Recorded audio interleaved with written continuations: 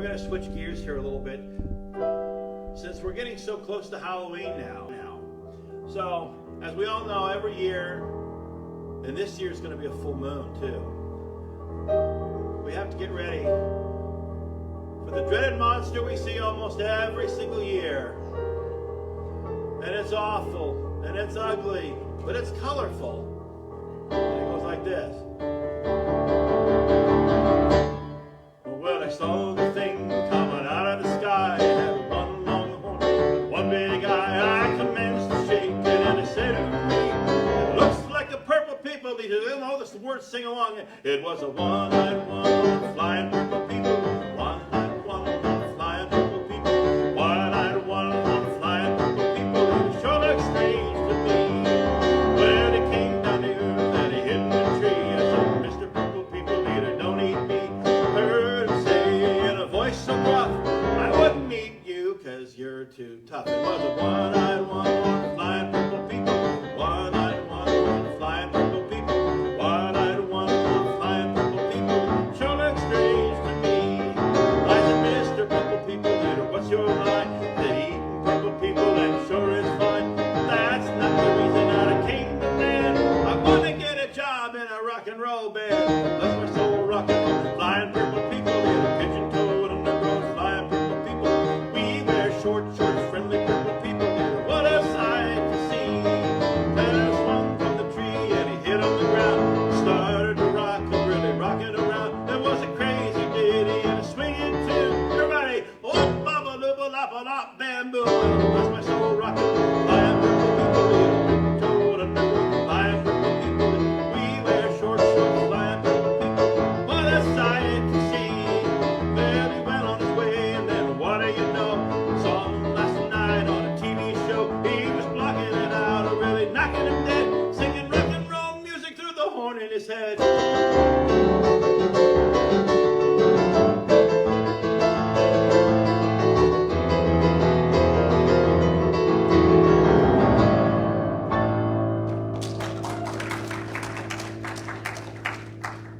Woo!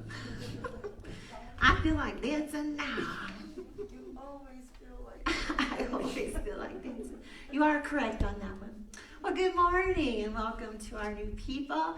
I do want you to know we don't normally dress like this on Sunday. And we don't normally sing Purple People And we Eater don't either, but normally this sing is Purple today. People Eater. We're trying to celebrate the Halloween spirit, so bear with us today. All right, so are you ready for my joke this morning? Yes. All right, because I'm excited about it. So there's this minister, and he's getting ready in the morning, and he's looking for a tie, and he's looking for this certain tie in the closet, but he can't find it. So he's digging, and he's digging, and he finds an egg crate in the closet, and that's kind of a weird thing to find in the closet. So he asked his wife, he says, why do we have an egg crate in the closet? And she says, well, I really don't want to tell you because it will hurt your feelings. And he says, well, I don't know how an egg crate could hurt my feelings. And he opens it up and he sees that there's 3 eggs in the egg crate and there's $100.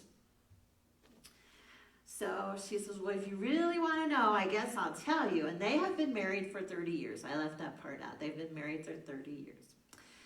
And so she tells him, she says, well, for every sermon that I didn't like that you gave, I put an egg in the carton. And he thought, well, that's not too bad. There's only 3 eggs in there. So over 30 years, that's not a bad deal. And then he says, well, what's the $100 in there for? And she says, well, I sold the dozen eggs every time it got full and got $1 every time it got full.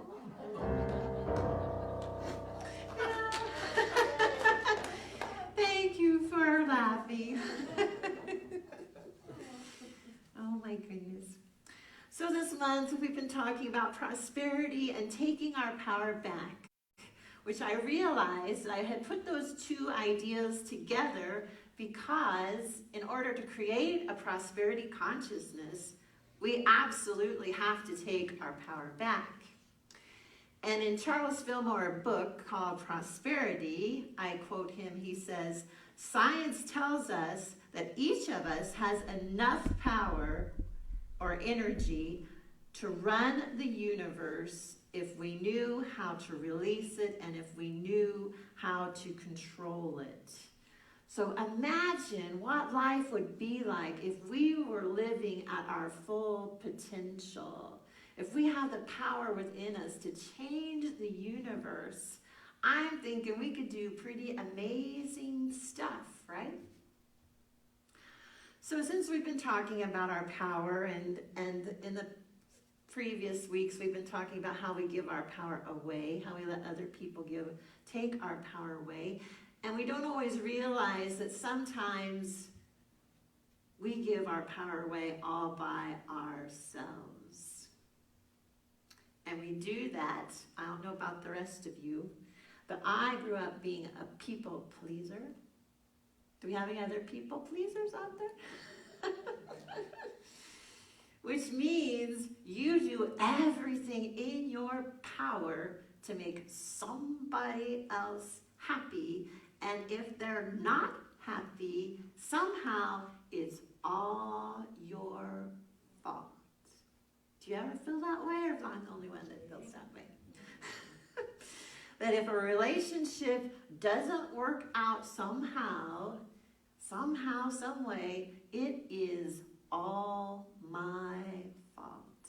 Do you see how you give your power away when you choose to do that? When we choose to beat ourselves up because we think we said something wrong, we did something wrong. Oh, how could I have done that? People, I just am awful because I'm losing all my friends.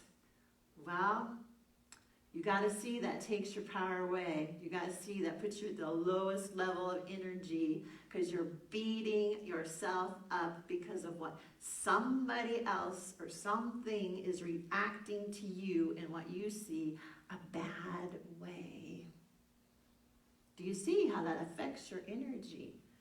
So my message to you today is we don't have time right now to get caught up in playing at this low level of energy. So it's time to quit beating ourselves up. It's time to quit taking responsibility for every little thing that doesn't work out right with somebody else. Because guess what? There's two people in that relationship. There's two people interacting. So there is no way that it could all be your fault. And in truth, every relationship is an opportunity to learn something about yourself. So how and why we beat ourselves up when we think we've done something wrong is just amazing to me. But I know I do it to myself all the time. And as through the last month, I've been talking about drawing the line in the sand and saying no more. Well, that's what we need to do about beating ourselves up. We draw the line in the sand and we say no more. That I am a divine child of God here on a spiritual journey to experience the power and presence of God. And so whatever experience I have are for my highest good.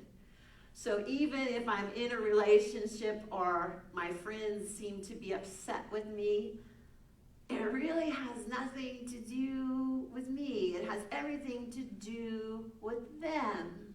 It has everything to do with them. But we don't ever see it that way. At least I don't. I always see it as something I've done.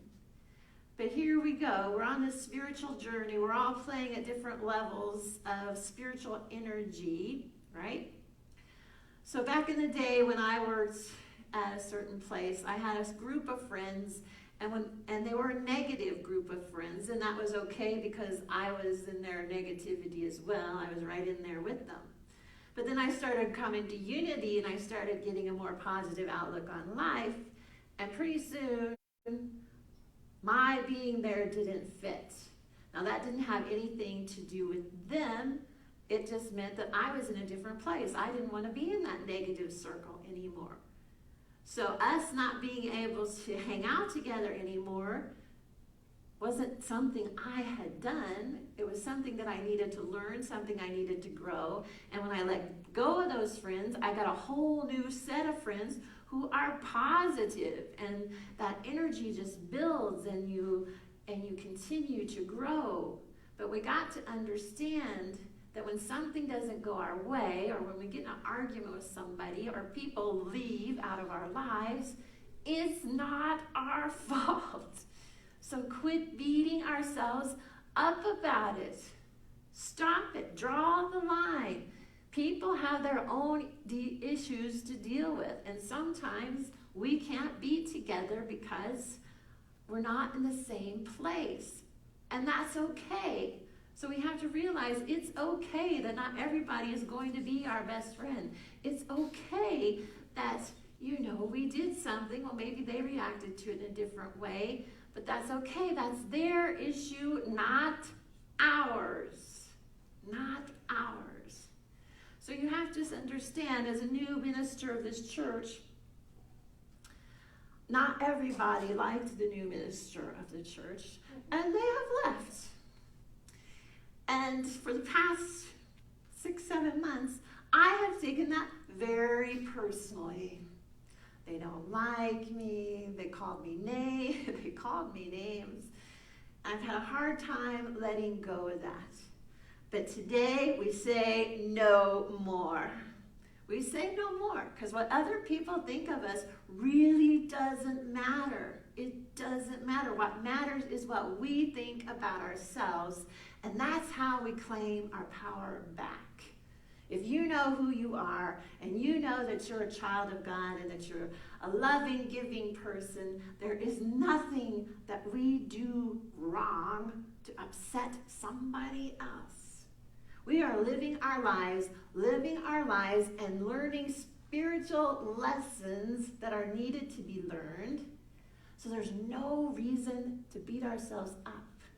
There are no mistakes. There are only lessons to be learned. And sometimes that means people come and they go, but it really doesn't have an effect on who I am. I am a divine child of God, and it doesn't matter if you like me, don't like me. It doesn't matter, because I know who I am. So it's time that we all draw that line and realize who we are.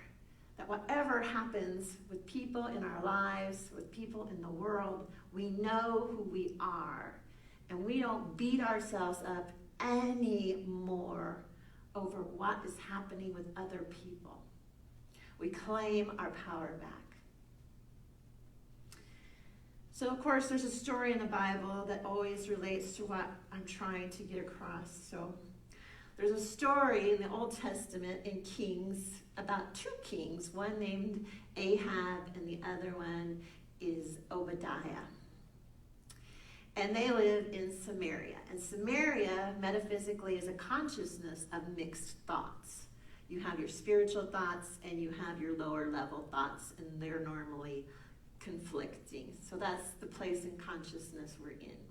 And the one king is a negative king, and the other king is in that spiritual place. He's starting to grow in that spiritual place because Ahab has Jezebel as his queen, and Jezebel is killing, she is beheading all the spiritual prophets in the land. But Obadiah is hiding them in a cave. He has collected up 150 spiritual prophets, messengers of God, and he's hiding them in a cave and he's feeding them.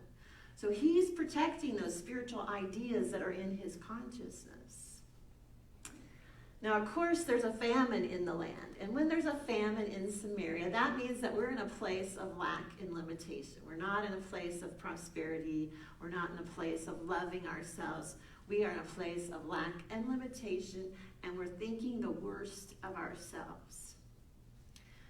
But this other king, Obadiah, knows the truth, and he's protecting these prophets. And Elijah, who is also a prophet, who represents the I am within us, is told by God to go talk to the king Ahab and Jezebel. because of the famine, of course. They're wanting to get out of this lack and limitation consciousness. So Elijah, that I am, goes, tells Obadiah, the king that knows about the spiritual truth, that he needs to talk to Ahab.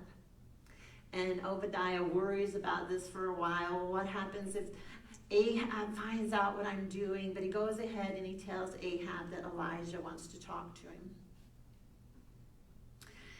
And so Elijah tells Ahab he wants to do a test. I mean, he's not believing in the truth. He wants to do this test that if you build an altar to God with a young bull on it and you put wood underneath it, if your gods are powerful, they will set that wood afire and burn your sacrifice. And these are the people who are worshiping Balaam. They are worshiping the outer world. The outer world, in their minds, has all the power, and they're worshiping it. And he says, you make an altar to God, which is a fixed state of consciousness, and you see if your gods, your worship, will light up this fire. Okay, so he's got 450 people praying that this sacrifice get lit up by the power of their God. And what happens? They pray all morning and nothing happens. They pray all afternoon and nothing happens. And they're crying because nothing is happening. So Elijah, the I am within us, when we realize that all power starts within us, steps up and he makes his altar. And he first collects 12 stones representing the 12 powers. And he puts those 12 stones in a circle. So we know we're inactivating those 12 powers of man represented by the 12 disciples. And then he gets his wood and he puts in the wood in the middle of it. And he builds a trench around his altar. He builds a trench. Now this is a time of drought, right, where there is no water. But he tells his people he wants 4 barrels of water to be dumped into this trench. And they do it. And he asks them to do it 3 times. So there's a total of 12 barrels of water being dumped around his altar. Once again, representative of the 12 powers. Okay? And water is representing a cleansing process. That time in life when we need to use denials, that we deny that things have power over us, that we deny people have power over us, that we deny the world has power over us. So we have these 12 barrels of water around, representing that cleansing process within us, using those denials. And of course, Elijah says, Lord, come and show your power. And poof, the big fire comes and it burns up the calf that's on top of the wood, and it burns up the wood, and it burns up the fire, and it burns up the water, and it burns up everything that's there. So once you let go that something has power over you, once you let that concept go, God's power rushes in and cleanses the rest of the ideas and the thoughts that you've held onto for so long. Just like those thoughts of beating yourself up. If you just decide these thoughts no longer have any power over me, that power and presence of God rushes in and purifies all those ideas that are associated with it. It sets you free to see a new vision of yourself. So after this big production of the God of the Lords does this, all the people are bowing down and recognizing that Elijah's God is the true God. Now Elijah goes and beheads all the other prophets of the other king Ahab who didn't believe that. But metaphysically, that's okay, because that is the thinking process that we are less than what we are. It's okay to cut all those thinking parts of us that don't want to believe in the truth, which is representative of these people of Ahab. It's okay to cut them off. We don't want to think that way anymore. We want to believe in the truth. So that's what happens. So after this big miracle that God performs, Elijah goes up in the mountain and he takes a servant with him. And he tells the servant to go up the mountain and to look at the sea, because they're wanting water, right? They need water because it's a drought.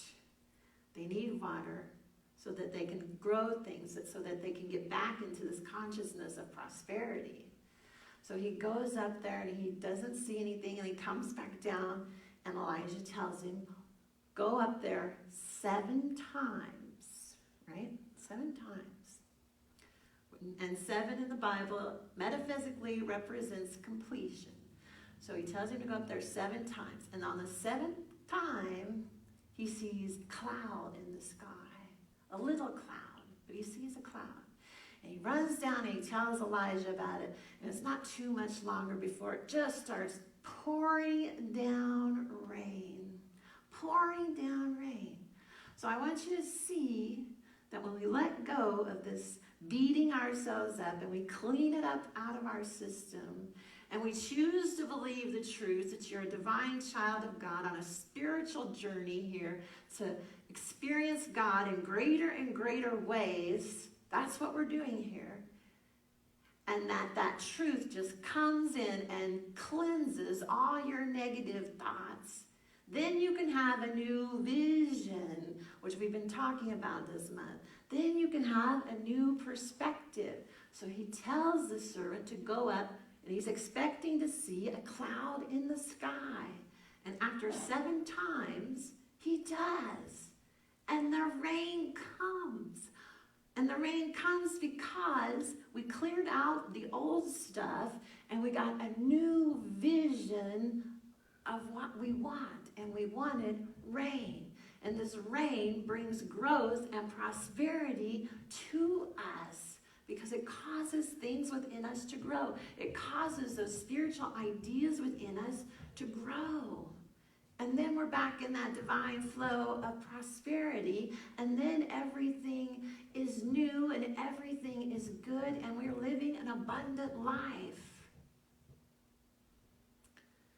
So my question to you is, this month I've been trying really hard for all of us to claim our power back. But my major concern with things coming up shortly is the election. So my question to you today is, and I don't care who wins, but if your guy doesn't win, are you going to give all your power away? Are you going to give your power and say, oh, this is going to be the next worst 4 years of my life because so-and-so is president? Are you going to give your power away and be depressed that your man didn't win? Are you going to just be so upset, and I know there's a lot of hatred in our world today, that you're just going to hold on to that hatred and quit living life the way we're supposed to be living life? Because my message to you today is it doesn't matter who wins the election. It doesn't matter who wins the election. We draw the line in the sand and we say, you have no power over me. I'm a divine child of God. I live my life the way I choose to create. I choose to create a new vision. So my vision of the day after the election is not a day of sorrow. It is not a day of depression. It is not a day of anger. Oh my God, I got to move out of the country. Who wants a vision like that? Your vision should be that the day after the election, you should be visualizing a world of peace. You should be visualizing that things are going to work out. You should be visualizing a new world. You should be visualizing a world in harmony and uniting. Because a house divided can never work. A house divided will fall. So now is the time to draw the line in the sand and say, I don't care who wins this election.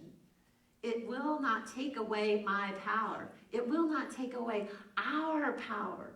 We still have an opportunity to create what we want to create with our own vision. So it's time to start seeing the world united and in a place of peace. It's time to start seeing us come together and being the true children of God that we are. It's time to start loving each other and supporting each other no matter what is going on in the world.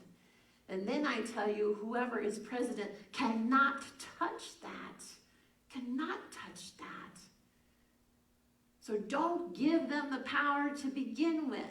Don't tell yourself this is going to be the next terrible 4 years of my life, because it's not. It's not. Claim your power back. Claim your power back.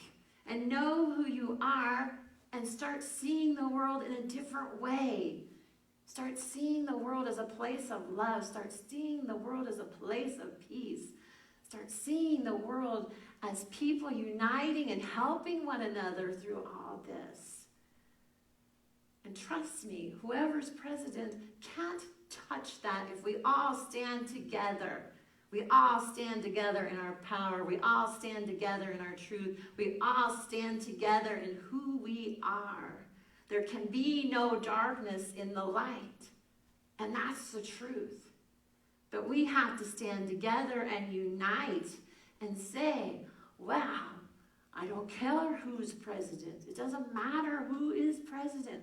I know who I am. I know what I choose to create. I know how I want to live. And I'm not giving my power over to the news. I'm not giving my power over to a president. I'm not giving my power to anyone. It's time for us all to take our power back and reunite together in love. And, we have truly no control of what happens on election day. So why don't we just all become a little carefree and just say, I am a divine child of God. The universe is here to support me in my journey. The universe is here to create what I see happening. And if I can change my vision to make the next 4 years the best years of my life, then that's what I'm going to create. So don't get bogged down in this whole election thing. Don't get caught up in the drama of all that. Draw the line in the sand and take your power back. Take your power back to create the world you want to create. We can do that just like Elijah did. There had been no rain for years, but he kept the vision of the cloud in the sky, and the cloud came, and it rained. So if we can all hold this vision of a world of peace, a world of love, a world of joy, a world of beauty, and we've already been told we have so much power, we could change the universe if we knew how to do it. Well, I say it's time to start trying how to do that. To start trying how to use our power to make things that we want instead of things that we don't want. It's time to see these next 4 years as years of opportunity to create something new, opportunity to create something beautiful, an opportunity to heal all this chaos that's going on in the world. So election day is not a bad day. Be at peace with it, because in truthfulness, it has no power over you. None. It only has the power that you give it. So today, let's all take our power back. Can we say together, I take my power back today. Together, I take my power back today. Okay, let's say it like we mean it. Together, I take my power back today. The next 4 years are going to be the best 4 years. Together, the next 4 years are going to be the best 4 years. Because we have an opportunity to change. This is our opportunity to create change for the best. And it doesn't matter who president is. It's the people. It's the people who make the difference. It's the community that makes the difference. It's us, each and every one of us, that makes a difference. So we're done giving our power away. We're done beating ourselves up. We're done giving our power to the news or anybody else. We are done. Today we live the truth. Today we know we are powerful beings. And today we choose to live the truth and to see the world as a loving place. To see the world as a peaceful place. And the only way we can do that is to take our power back. Otherwise, we have no power. We get caught up in the drama. We get caught up on what other people think. I know Elijah in the story always thinks he's standing by himself. And that's an easy way to feel when you're a student of truth, because you want to believe that God is almighty and that God can create wonderful things through us. And we find ourselves standing what we feel like by ourselves. And in reality, in the story with Elijah, God tells him, you're not by yourself. There are 700 other prophets out there just like you. So even though we feel like we're standing by ourselves in our truth, it's not the truth. Here's a whole room full of people who would stand in the truth with me and creating a better world and a better life and a better place. There's a whole room full of TV people who are willing to join this vision of creating a world of love and peace. So none of us are standing by ourselves, and we're way more powerful than we believe ourselves to be. So are you with me on this new spiritual journey of life? Are you with me in creating a new vision, a new world? Are you with me in creating heaven on earth? Because that's the vision I'm holding on to. That's the vision I want to create in life. And I know that, in this journey, I can bring all these people with me, and we all together can create this vision of heaven on earth. So what does heaven on earth look like to you? Can you spend time each day visioning what that would look like to you? That would raise the whole vibration of our world, and amazing things would happen. But we have to stick together. We have to stay united in our truth, and none of us are alone in doing that. For one, God is always with us, and we always have the support of our church family. So we are not doing this by ourselves. So let's do it, why don't we? Every day, see that vision of love and joy and peace. See everybody lovingly supporting each other. Seeing everyone getting hugged so they can get over the pain and the anger and the resentment or whatever they're going through. We can send waves of love out into the world that would touch the hearts of people who may never have felt love before. So let's do this. Come election day, it doesn't matter. That does not matter what's going to happen that day. What matters is what happens within us. So we draw the line, we keep our power, and we stand in our truth, and we create a new vision, a new world of love, joy, and peace. So let's have our time for prayer and meditation.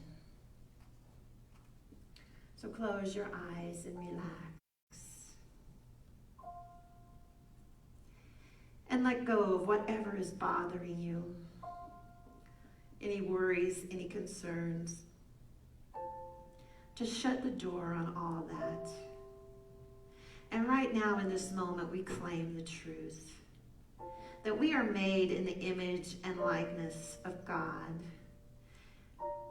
And together we unite in this vision of peace, in this vision of love, in this vision of joy and beauty. So we draw the line, and we don't give our power away. And we choose no longer to beat ourselves up, because all that does is take power away from us. So today we step into the light of grace. We step into the beauty and the joy in the power and presence of God. And we say yes to all the gifts, to all the abundance, to all the ways that the world can bless us just by standing in our truth. So we take this time to open our hearts and our minds and our souls. And we say yes to feeling the oneness of God, to feeling the power of God within us, and taking our power back and standing in our truth together. And together, our new vision is heaven on earth. So we're on this spiritual journey to learn. We're on this spiritual journey to create. And we're on this spiritual journey to be all that God has created us to be. So let's come together and do that. Let's come together and go on this amazing spiritual journey that is for us. To go on this journey where we know who we are. To go on this journey and create heaven on earth. So let's all come together and see that picture. See that new world. See that wonderful space where people are all talking and laughing together, where we all feel safe to share our experiences in life, where we all know how loved and truly supported we are, that no one is here alone. We are all in this together. So we open our hearts to a new vision, to a new world, to a new place, knowing our part is to shine our light and to be the love that we've always been here to be. So I want to go into this silence, and I want you to see this new world, this new place, a new vision, knowing that you're a powerful being, and we come together to create exactly that, a world filled with joy and love and peace.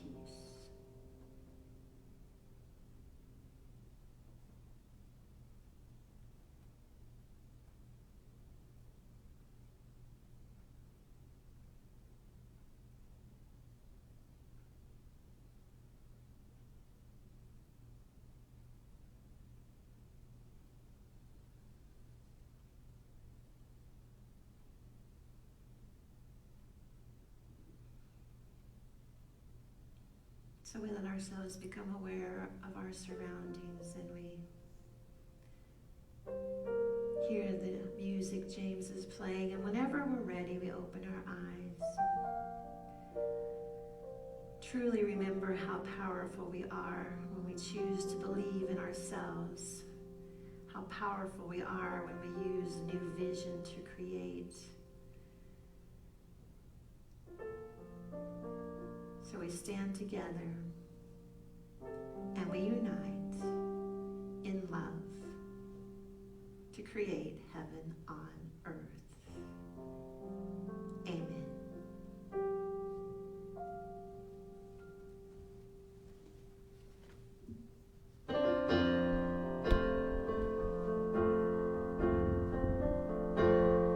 We're going to switch chords, switch gears a little bit again.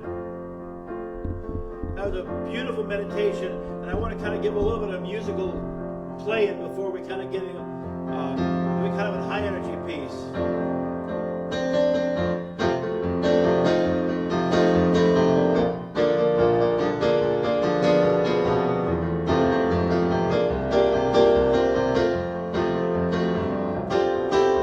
We get so caught up in the small things, we don't have a minute to breathe.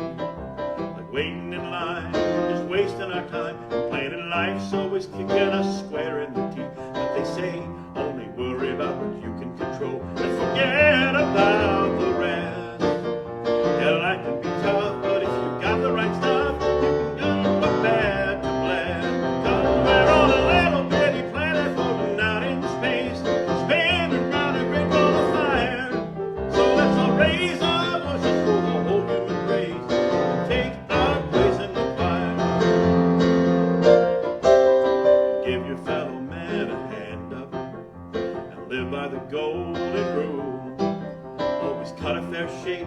Give more than you take, but never let yourself be anyone's fool.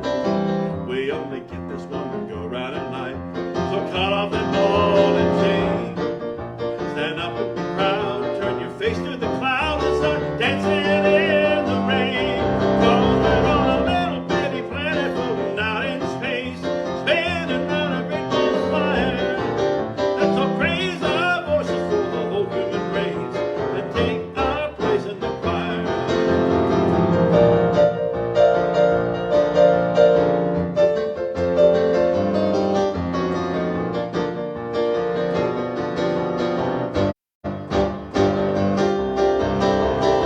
Turn off the TV, quit watching the news, it only adds up to more stress. Put your head in the hand and start to heal the land. There's no time for anything less. Yeah, we're on a little bitty planet floating out in space, spinning round a great ball of fire. So let's all raise our voices for the whole human race and take our place in the choir.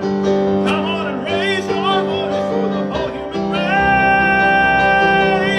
Take your place in the choir. Take your place in the choir. Take your place in the choir.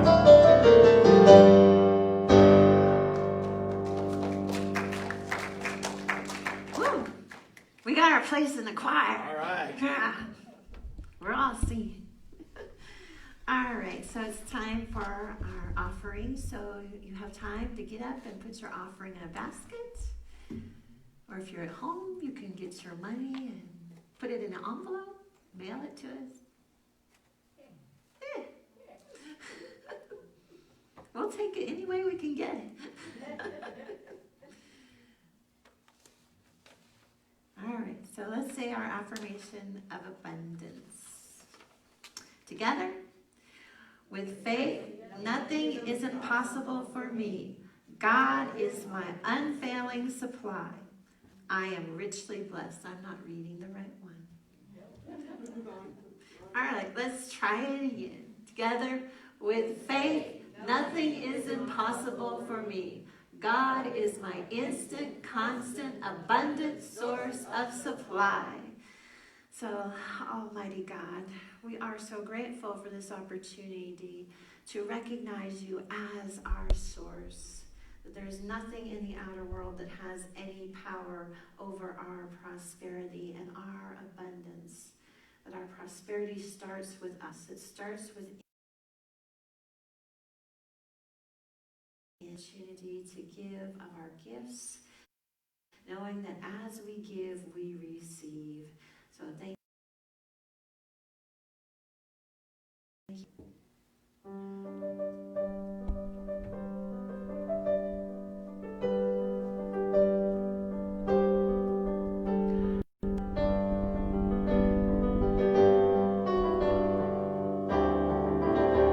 I invite you now to stand and sing our closing hymn, Showers of Blessings. Here we go. Now the showers of blessing sent by the Father of love. Now is the time of